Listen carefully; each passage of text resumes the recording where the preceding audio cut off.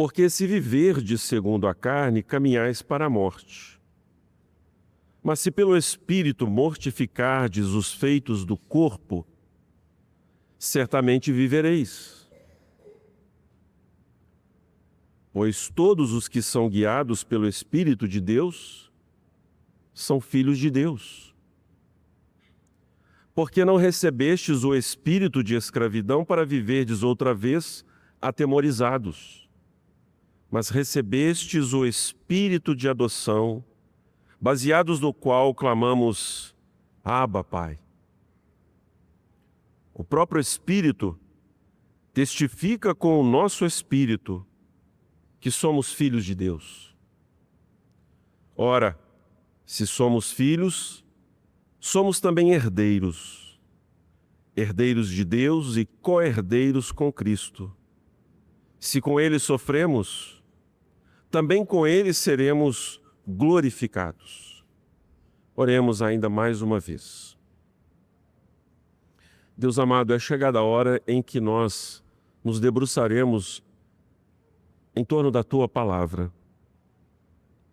Senhor, nós entendemos quão custoso foi para a Tua Igreja fazer com que este livro fosse entregue ao Teu povo para ser a sua única regra de fé e prática. Muitos irmãos derramaram o seu próprio sangue, foram cortados ao meio, ridicularizados pelas multidões, crucificados, ó Deus, não só o Redentor, mas os nossos amados apóstolos. Senhor, nós como herdeiros de um movimento conduzido por Ti para reavivar a Tua Igreja,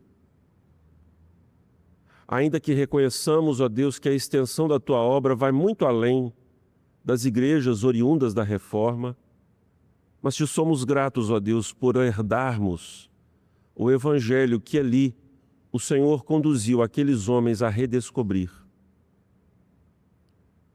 E eles pagaram também, ó Deus, com as suas vidas, para não só nos legar o Evangelho, mas também a palavra divina. Por isso, nesta hora, Senhor, nós não queremos nos considerarmos melhores do que as diversas igrejas espalhadas sobre a face da terra. Mas livra-nos, ó Deus, de levianamente considerarmos a Tua palavra. Livra-nos, ó Deus, de sermos ouvintes desatentos das Escrituras, mas que sejamos ouvintes praticantes. Senhor amado, derrama da Tua palavra sobre nós como orvalho e refrigera a nossa alma aflita, a nossa alma sedenta. Consola a nossa alma, Senhor, porque consideramos que as Escrituras são fonte inesgotável de todo o consolo da Tua parte. Há muitos corações entre nós, ó Deus, incertos quanto ao futuro, precisando, ó Deus, de vigor espiritual para continuarem a sua peregrinação. Dá da Tua água, Senhor, a estes sedentos. Alimenta os famintos. Fala conosco.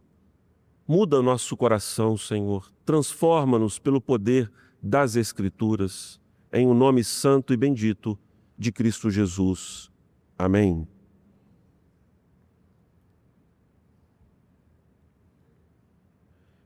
Meus irmãos, nós estamos em uma sequência falando acerca da nossa união com Cristo Jesus, especialmente a adoção, o fato de sermos, através de Cristo, adotados pelo próprio Deus. Através da morte de Jesus, nós fomos feitos filhos de Deus. Estamos observando textos bíblicos que nos falam, meus irmãos, sobre esta união que mantemos com Cristo Jesus, os benefícios que experimentamos a partir desta união e que nos levam às boas obras. Estamos firmemente convictos pelas palavras das Escrituras, irmãos, que sem a compreensão desta unidade mantida com o Deus Todo-Poderoso, nós não praticaremos as boas obras que Deus preparou de antemão que andássemos nelas. É preciso que na nossa caminhada de fé diante de Deus, compreendamos o nosso status, a nova condição que Deus assim nos colocou, irmãos. Satanás, ele é ardiloso em lançar dúvidas nos corações, especialmente quanto a esta união que mantemos com o Deus vivo e todo-poderoso. Abalando a nossa convicção acerca de quem somos agora, certamente ele nos levará a dois extremos, por conta da incerteza gerada nos corações. Os homens, atacados pelo diabo, seduzidos pelos enganos do maligno, e por conta da nossa corrupção que ainda está em nós, somos levados a considerar Deus como alguém que tolera os nossos pecados, sejam eles quais forem, e assim, meus irmãos, transformamos em libertinagem a liberdade que temos em Cristo.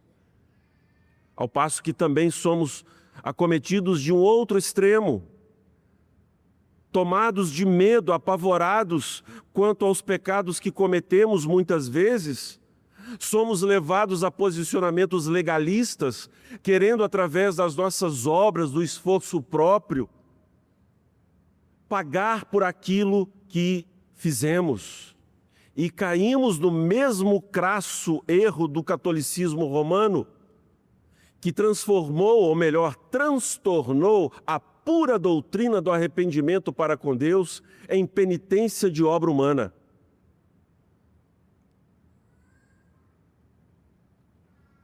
Nós não somos, irmãos, desta linhagem.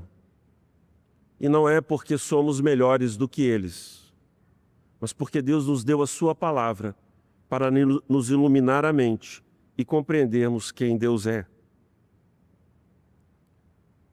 Paulo está falando sobre isso com os romanos, sobre quem Deus é, o que Ele fez através de Cristo Jesus.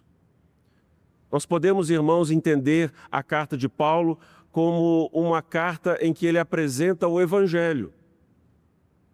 Se há um documento bíblico que sintetiza as Escrituras, aqui está este documento, a carta de Paulo aos Romanos, endereçada à igreja de Roma.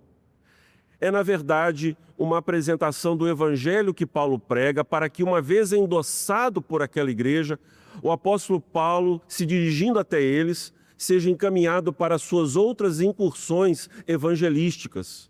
Ele diz que tem a pretensão de ir até a Espanha. E então ele escreve esta carta apresentando de uma forma bastante sistemática, bastante lógica, o Evangelho de nosso Senhor Jesus. E já comunicamos isso com os irmãos em diversas ocasiões, mas apenas para nós nos recordarmos, a carta pode ser dividida em 3 porções. Do capítulo 1 ao capítulo 3, metade dele, o apóstolo Paulo fala sobre a doença humana, o pecado humano atingindo todas as partes do homem. E ele conclui dizendo que nem judeus, nem gentios podem se justificar diante de Deus por meio das suas obras. Ele conclui o seu argumento citando salmos do Antigo Testamento, dizendo que todos se fizeram inúteis, não há quem busque a Deus, todos se extraviaram, todos os homens são condenáveis diante de Deus.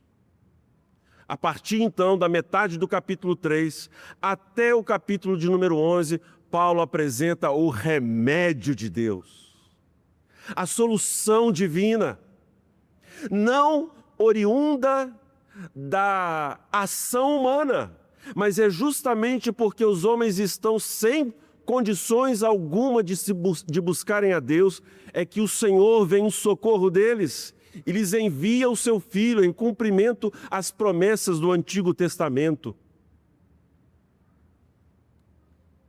E Paulo passa a dizer que o homem é justificado somente pela fé em Cristo Jesus, não por meio de obras para que ninguém se glorie, mas apenas pela obra de Cristo.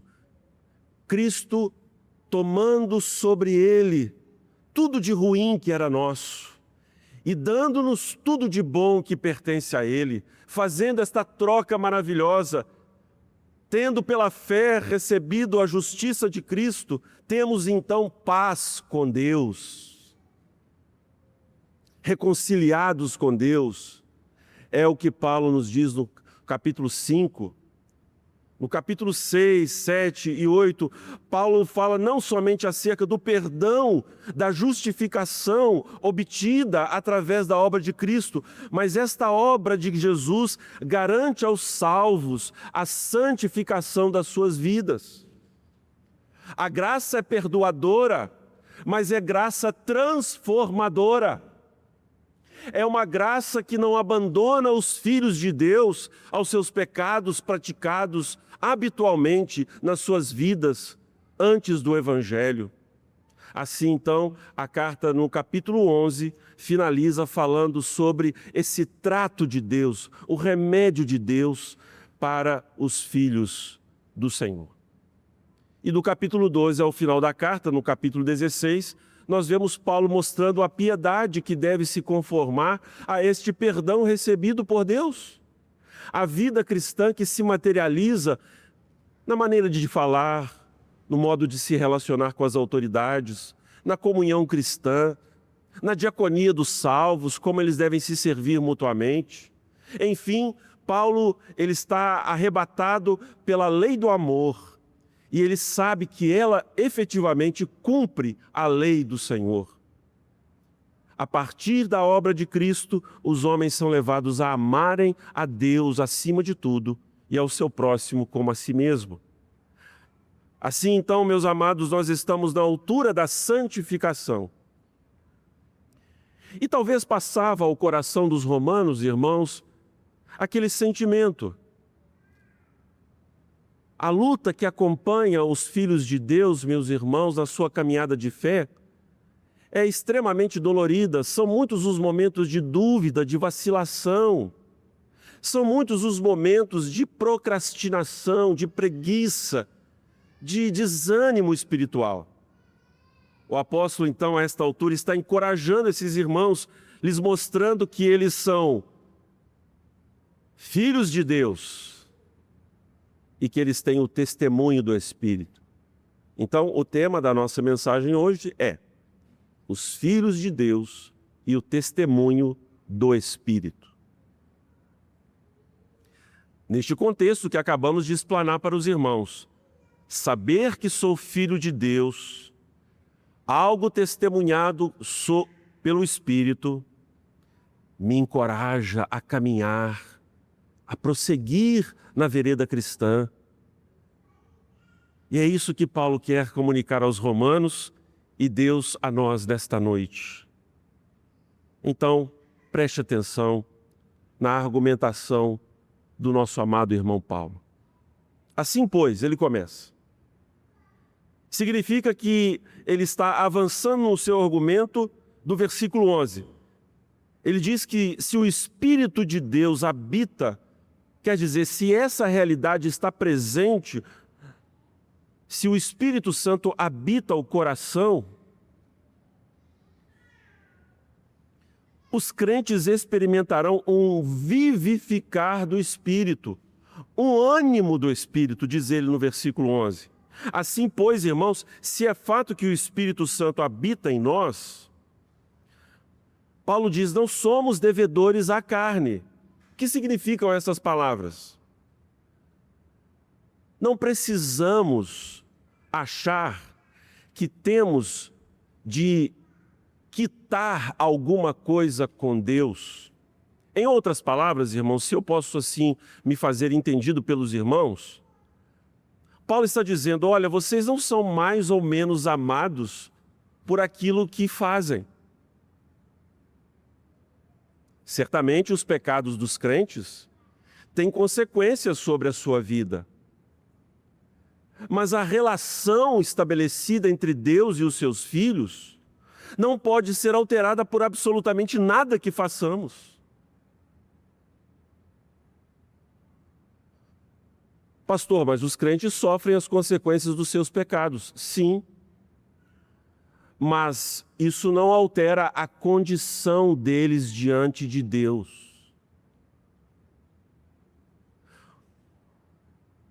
O que Paulo está dizendo é que aquilo que o homem devia diante de Deus já está plenamente pago. E a certeza desta realidade é o fato do Espírito Santo habitar nos crentes.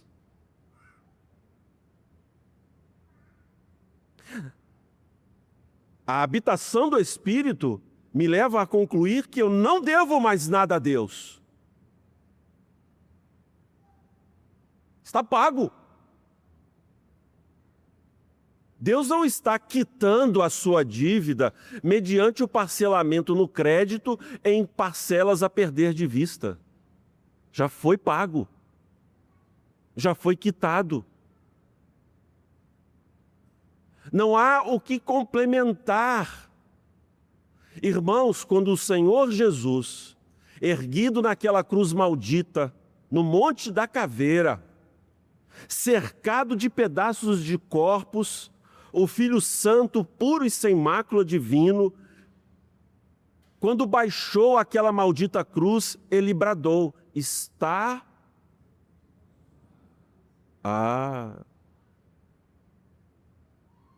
Então será que Jesus não consumou?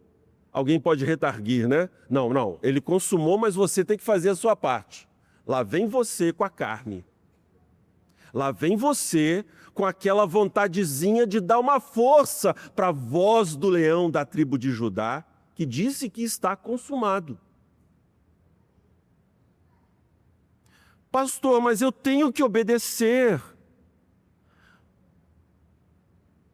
Sim, mas não como diz Paulo no versículo 12, constrangido a viver segundo a carne. Irmãos, há outro que nos constrange. Paulo está mostrando aos romanos que o amor de Deus exerce sobre eles este constrangimento filial. É o que ele vai dizer aqui na sequência.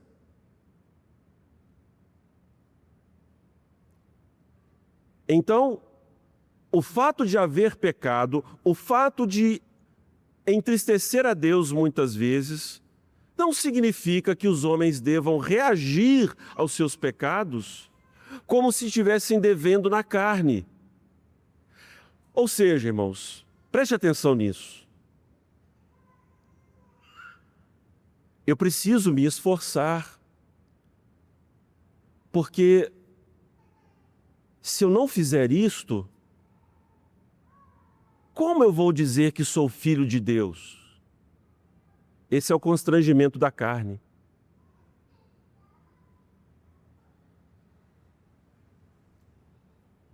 Irmãos, vamos nos lembrar dos dois filhos daquele pai cuja parábola não é do filho pródigo, mas é do pai pródigo. O filho, quando abandonou o pai e pediu parte da sua herança, um assinte, um desacato, é como se ele pedisse a morte do pai. Ele, depois de comer das alfarrobas, ele ficou constrangido na carne e disse para o pai: me trata como um dos seus empregados, eu te pago. E o filho que ficou na casa? Constrangido a viver segundo a carne. Eu sempre te obedeci, eu sempre fiz a tua vontade. E o pai diz: meu filho, tudo que é meu é teu.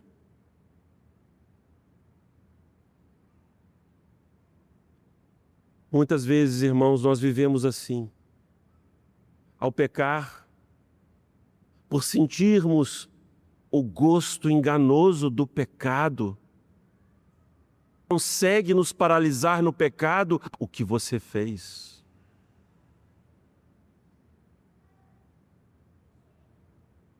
E não é preciso fazer isso, irmãos.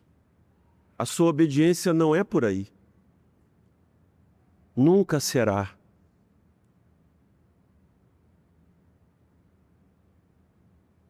Paulo diz sobre o amor de Deus derramado em nosso coração pelo Espírito Santo. Irmãos, é algo que nos sobrevém, é algo que Deus realiza nos seus filhos. Ele os constrange amorosamente, levando-os a se sentirem envergonhados, sim, pelos seus pecados, contristados segundo Deus, mas jamais, irmãos, achando que serão mais amados porque dele eles tomaram uma atitude em relação aos seus pecados, ou que eles espantarão o medo mediante a sua obediência supostamente perfeita, quando na verdade jamais será assim.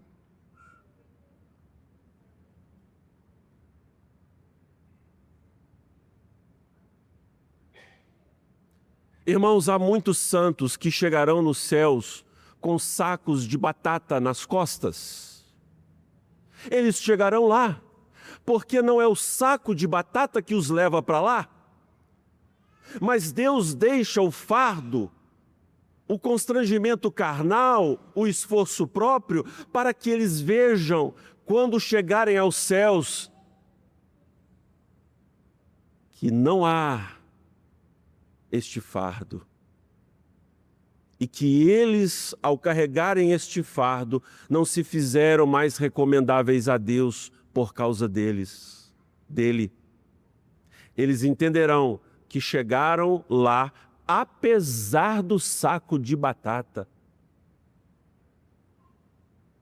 Pastor, qual que é o perigo do saco de batata nas costas? Esta má convicção terrível do esforço próprio humano que quer, de alguma maneira, agir em obediência a Deus através do esforço próprio.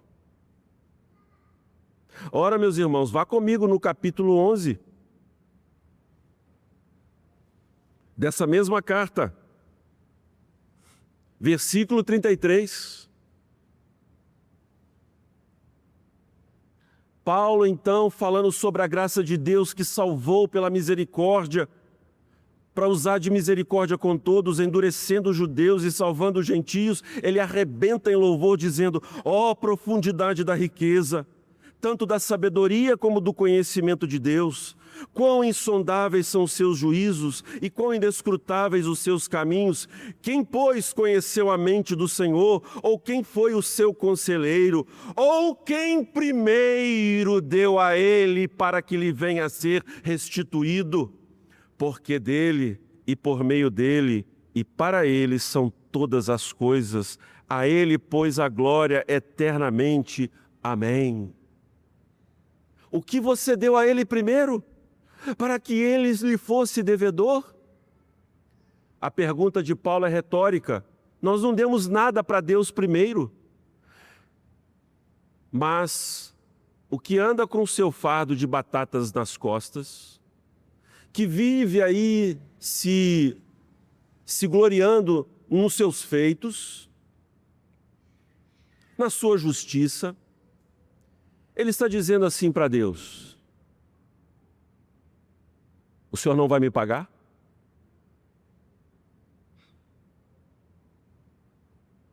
Você acha, meu amado irmão, de quem é a vida, o ar e tudo mais, quando Paulo prega aos atenienses, falando sobre este Deus todo suficiente, que não é servido por mãos humanas, o que você acha que vai acontecer com um ser humaninho que pleitear diante de Deus,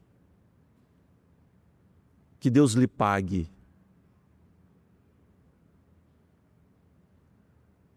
Não é assim que falam alguns? Que Deus lhe pague, Maria Emília. Aí você... O Deus que eu sirvo me deu todas as coisas por graça. Não devo nada a Ele? Está tudo quitado. Retornemos ao nosso texto. Paulo diz sobre o perigo de viver constrangido na carne, é um caminho para a morte. Porque se viverdes segundo a carne, de acordo com o esforço próprio, caminhais para a morte. Mas se pelo Espírito mortificardes os feitos do corpo, certamente vivereis. Atenção aqui para eu explicar o versículo, irmãos. Paulo está dizendo que o único capaz de mortificar a nossa carne é o Espírito. Ele não está dizendo, se você pega o Espírito e fala assim, Espírito Santo, vem aqui. Ah, sim, pois não. Mortifica o meu pecado. Ele não está falando isso. Ele está dizendo, se o Espírito mortificar você, você caminha para a vida.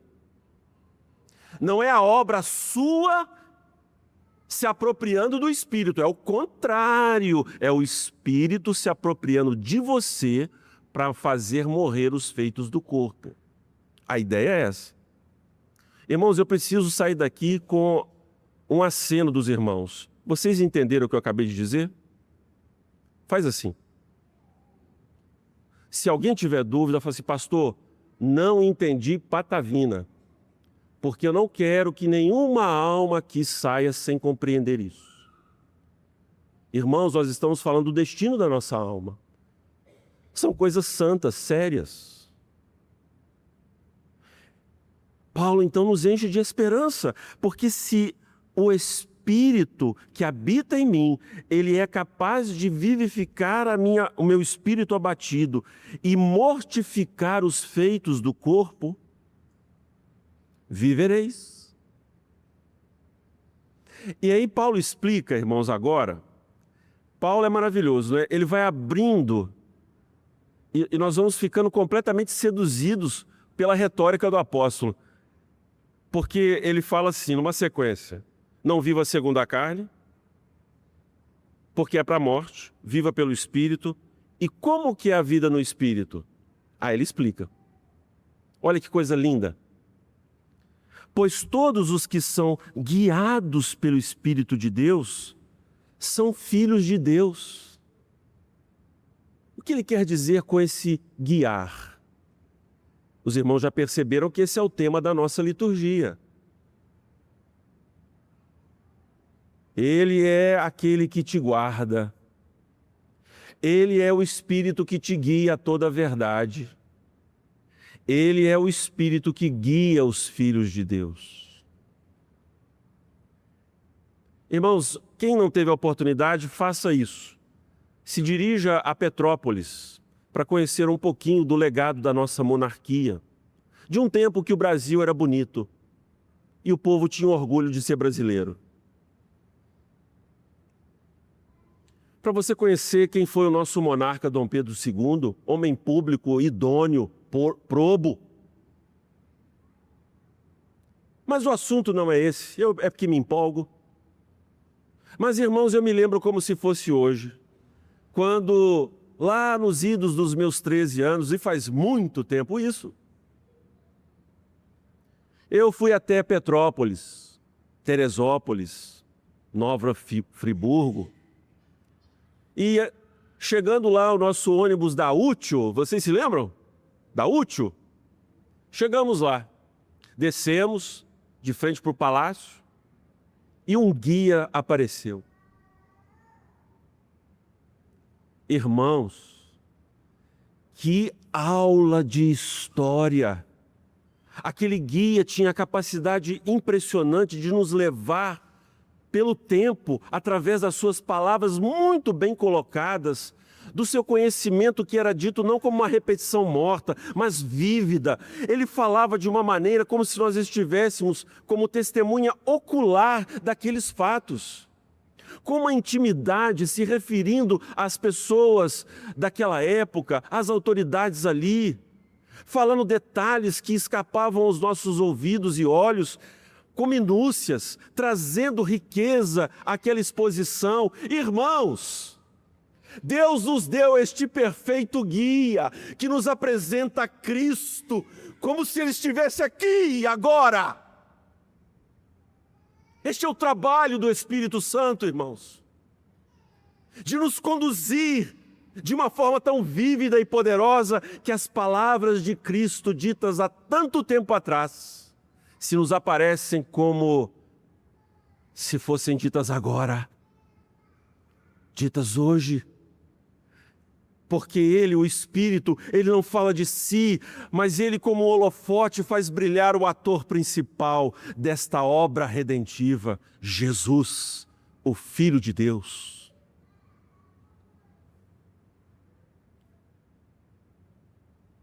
Irmãos, quando nós lemos nas páginas das Escrituras que o Senhor tomou aquele povo lá do deserto e os trouxe durante aqueles 40 anos de peregrinação, meus irmãos, os tomou do Egito, desculpe, e os levou pelo deserto, a Bíblia diz que Yahvé os guiou na coluna de fogo de noite, na coluna de nuvem de dia. Ah, irmãos, esse Espírito maravilhoso guiou os filhos de Deus. Vejam o que Deus fez na vida do pobre Sansão. Aquele homem, meus irmãos, tomado de desejos impuros, que não sabia se conter diante da mulher. Ele sofreu sim os danos terríveis dos seus pecados, mas nos seus momentos derradeiros, Deus o guiou finalmente.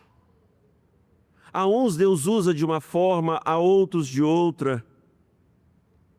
Mas o fato é que Deus guiou o seu povo, guiou os seus filhos. E o que propriamente Paulo chama a atenção aqui deste guiar de Deus? Morrer. É guiar para marcardes os feitos do corpo. Pois o Espírito de Deus guia os seus filhos assim, para morrer. Irmãos, é muito estranho hoje em dia. Eu tenho que lhes confessar que a coisa está feia. O que tem de crente que diz que é filho de Deus, mas ele é guiado pelo diabo, é uma coisa absurda.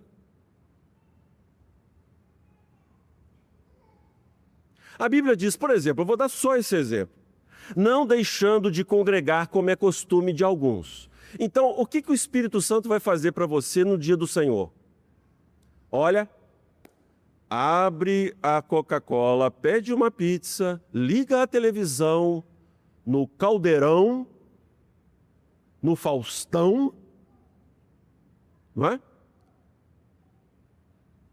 E o culto, crente?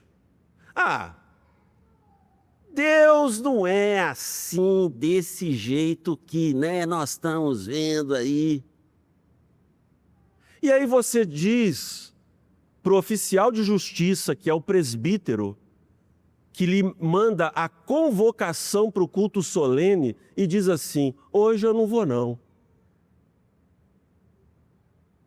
Mas os que são guiados pelo Espírito de Deus, meus irmãos, eles dirão assim: eu não quero ir não. Eu quero ficar em casa. Aqui tá bom. Aqui tá gostoso. É aqui que eu quero ficar.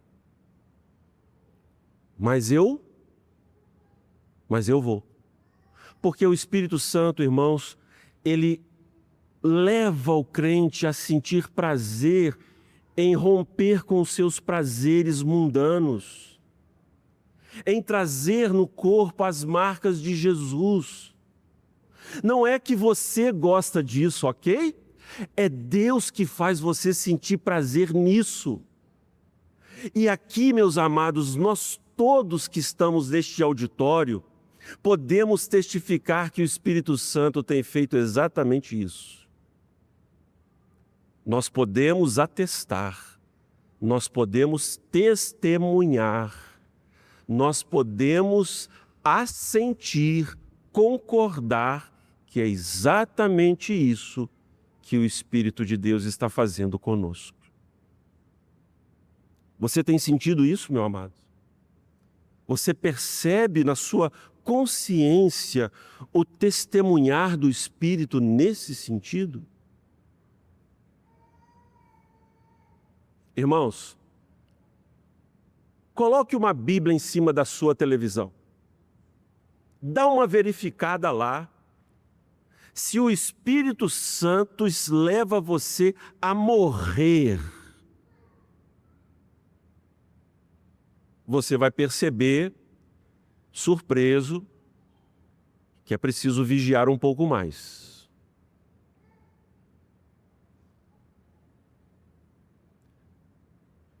Mas assim, irmãos, isso não é para nós ficarmos desesperados, é para nós nos alegrarmos, pois todos os que são guiados pelo Espírito de Deus são filhos de Deus. E Paulo diz mais. Tanto é assim, de que o Espírito guia os filhos de Deus para fazerem morrer os feitos do corpo, que veja o versículo 15. Porque não recebestes o espírito de escravidão, para viverdes outra vez atemorizados, mas recebestes o espírito de adoção, baseados no qual clamamos, Abba, Pai. Irmãos, o que Paulo está dizendo é que nós experimentamos, os crentes de Roma deveriam entender assim e experimentarem isso nas suas vidas. Jamais os crentes seriam levados a orar a Deus, a pedir perdão pelos seus pecados, a sentirem nojo de si mesmos. Não fosse, irmãos, a firme, constante, abundante do Espírito Divino. Irmãos, essas coisas não partem de nós, elas nos vêm através do derramamento do Espírito ao nosso coração. Percebam, meus queridos, que essas virtudes não podem jamais ser experimentadas por nós, porque elas acabam sendo, e frequentemente assim a gente constata, fingimento.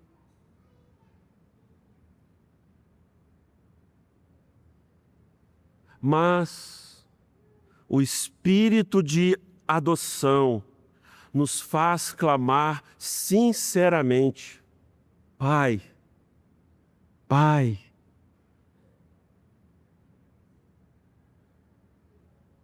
Olha que coisa interessante. Vá comigo em Gálatas, rapidinho.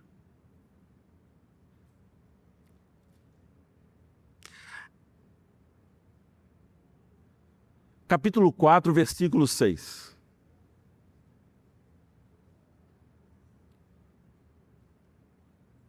Paulo falando também da adoção, da filiação, que os crentes agora mantêm com Deus através da obra de Jesus. E ele diz assim no versículo 6. Repare. E porque vós sois filhos, enviou Deus ao nosso coração o Espírito de seu Filho, que clama. Notaram a diferença?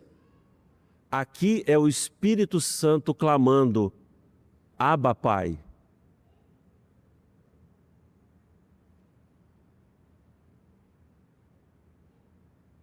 Lá no texto que lemos, somos nós que clamamos, no qual clamamos, Abba, Pai. Pastor, é o Espírito Santo que clama ou somos nós? É o Espírito Santo que clama e ele nos faz clamar. Ele sussurra, ele nos influencia e põe em nós este clamor. Lembra-se do guia lá de Petrópolis? Lembram-se?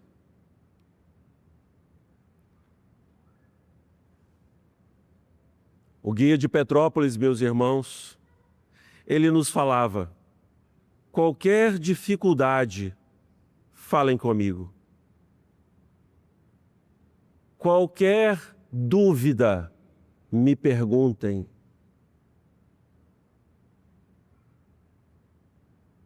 Se alguém se perder, me chamem.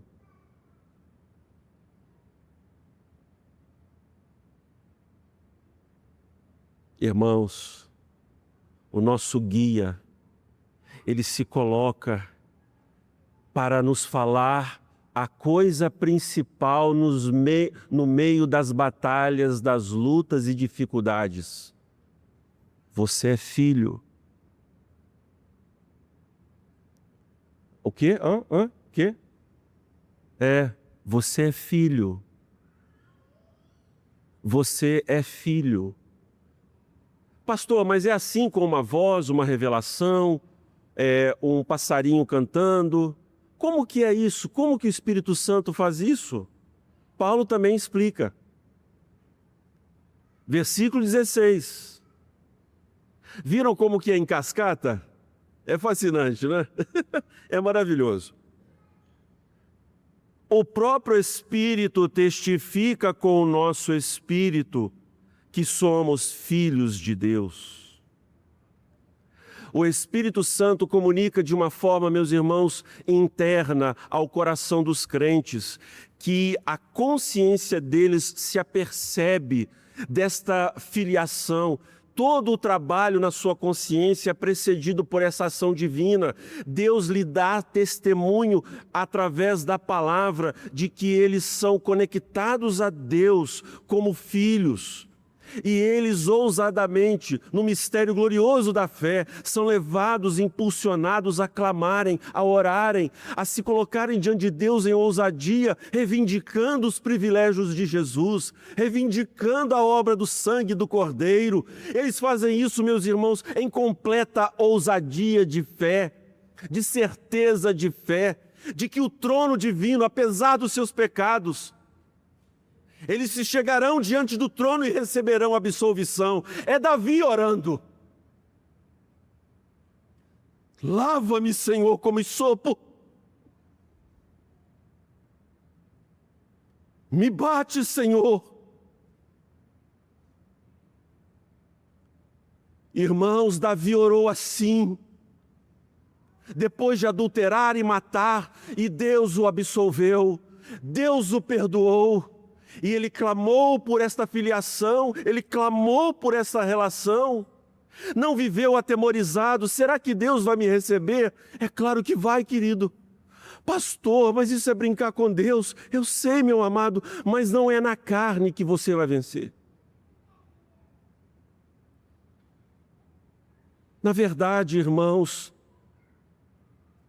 nós brincamos com Deus quando dizemos ou fazemos algo que manifesta o nosso orgulho, a nossa soberba, a nossa arrogância. Entendam, meus irmãos, que o quebrantamento, o coração contrito, Deus jamais repudiará.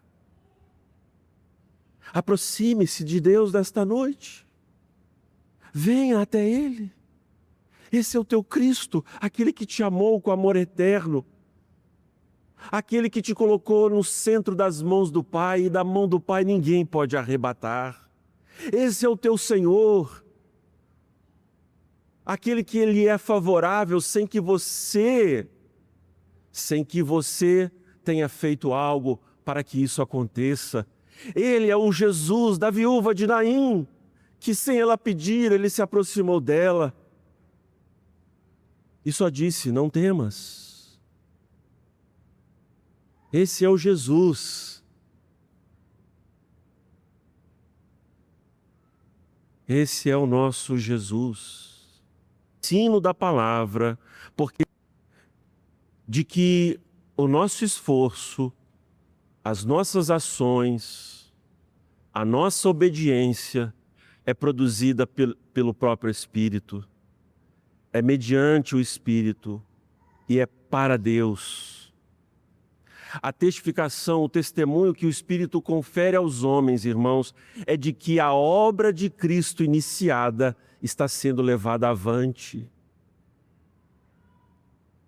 Por isso, deixando as coisas que para trás ficam, nós prosseguimos olhando para o alvo, nós prosseguimos olhando para o autor e consumador da nossa fé. Apesar dos fracassos, derrotas, meus irmãos, em inúmeros momentos das nossas vidas, em que parece aos olhos dos outros que Deus nos abandonou, mas o justo, irmãos, é como a luz da aurora, que vai brilhando até ser dia perfeito. Ele vai vivendo de glória em glória, olhando para Cristo, sendo transformado à imagem do Redentor. E Paulo, nesse capítulo, vai concluir, para concluir o meu sermão. Sabemos que todas as coisas cooperam para o bem daqueles que amam a Deus, daqueles que são chamados segundo o seu propósito. Irmão amado, você e eu, assim como os romanos, apavorados pelos nossos pecados muitas vezes, Deus nos anima através dessa doutrina da adoção, de que todas as coisas contribuem. Agostinho de Hipona tinha ousadia de dizer que até os nossos pecados, e a base bíblica para se afirmar isso. Deus não quer que nós pequemos, irmãos. E como os filhos, Ele vai nos corrigir duramente. Mas o fato é que muitas vezes ao pecar, Deus faz com que os nossos erros contribuam para a nossa santificação. Eu tenho certeza, irmãos, que o gosto amargo dos nossos pecados nós não queremos mais sentir. Nós não queremos mais passar por essas coisas. Deus amorosamente faz isso com os seus filhos. E aquelas circunstâncias difíceis, meus irmãos, elas também contribuem para a mortificação dos nossos pecados, atestam o guiar do Espírito e também ajudam no testemunho do Espírito ao nosso coração. Que o Senhor assim esteja contigo, com a minha vida. Somos filhos de Deus, guiados por Deus, testemunhado por Deus de que somos o seu povo. Se você tem desejo de obedecer, tem desejo de morrer, você também é filho de Deus. Vamos cantar ao Senhor.